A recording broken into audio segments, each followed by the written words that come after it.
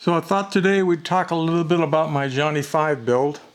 It took over 4 years to do it. Involved the help of a lot of people, not in the actual making of it, I did all that myself, but in collecting the information, which in the case of Johnny 5 was the first thing I attempted to do, to get all the information I could possibly get. And I initially started by taking this book full of pictures, taking the DVD for both movies and the making of video and doing as many frame grabs as I could so I could see the robot from every possible angle. And then trying to contact other people that were interested in making Johnny 5s, because there were people that had already figured out where to get the conveyor belt, the table chain that's used for the treads, how to modify them so they look right. There were people that had already figured out where to get the proper rear wheels so they would look right. Not the hubcaps, I got that, but the actual rubber wheel itself, which was an old military surplus wheel, which would be impossible to find these days. People that figured out the correct place to get the pneumatic parts so they would look right, or people that figured out where to get the correct iris lenses and how to modify them, which is quite a few steps involved in doing that, including a little bit of lathe work. So there were a lot of Johnny 5 enthusiasts sharing what information they had, and I tried to share everything that I could come up with. And once I had all my pictures and that information, then I had one more ace in the hole that would help, is that I had done some projects for a private collector that actually had a Johnny 5 in their collection. Unfortunately, they didn't live anywhere near me, so every time I wanted to go visit so I could take pictures or get dimensions, or in the end actually ended up taking some silicon rubber molds of certain parts, detail parts, I would have to drive, I don't know, anywhere from 14 to 18 hour days, and then once you were there, they'd only have 20 minutes, maybe 30 minutes max, and that would be all the time the person could spare, which was kind of them. But I would do that 4 to 6 times a year for a 4-year period, trying to gather all the bits of information and then come home and make the parts one at a time. Now, I also made 2 small Johnny 5s. The first one, see where my fingers are, it was about that tall. It was radio controlled, and I ended up giving it to the person that allowed me to visit their Johnny 5 for information.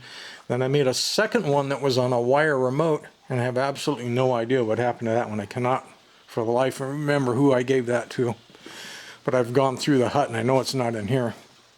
But there's also in the land of papercraft somewhere, here we go, there was also a papercraft version of Johnny 5 that you can make.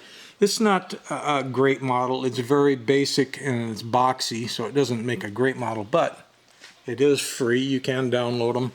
I'll try to put links to that. I'll try to find links to the Johnny 5 miniatures that I did, both on my website and videos. And on my website I have a whole section to the building of this Johnny 5 where I show a lot of the steps involved in doing it. I'll put links to that in the description down below, and there's some various videos of this one operating.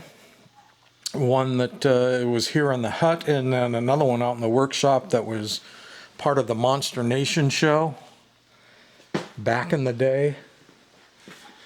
There were a few other shows too, but I never got videos of them. But here you can see some of the build pictures where, in this case, I'm working on the top of the head details, how I put the servos in and motorized them, and here we're working on some of the tread sections.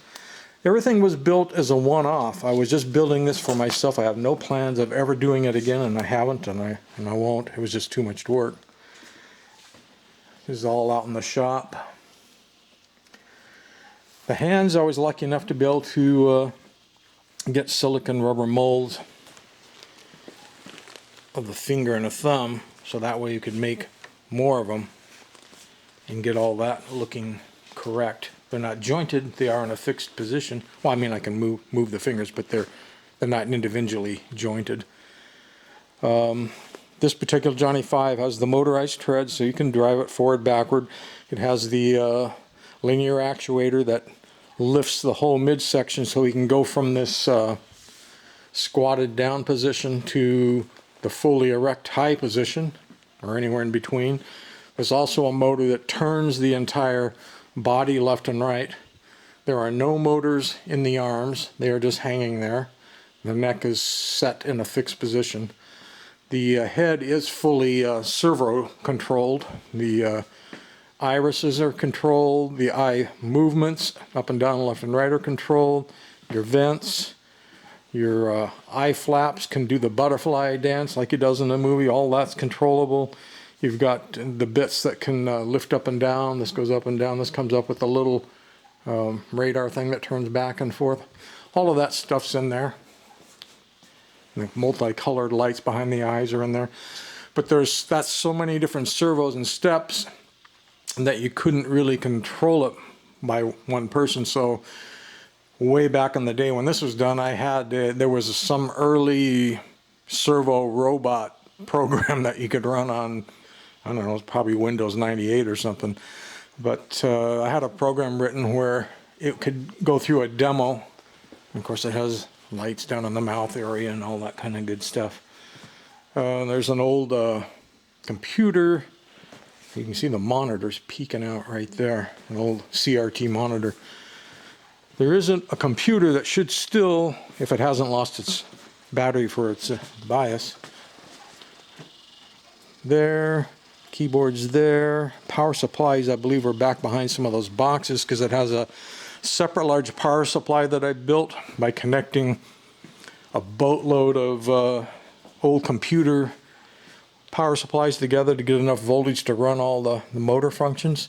But anyway, the computer would allow the head to do a full routine without having to have 5 or 6 people in here with radio control gear trying to control all those different servos. So I think you might get more information from the links I put down below to my website on the building of, the miniatures, the videos of it working. It was just one of those labor of love things I wanted to do once. Spanned more than a 4-year period of time. And I guess that's what you call paying your dues. You pick something you want to do and it's not logical to do it, but you can't help yourself. So you just keep doing it.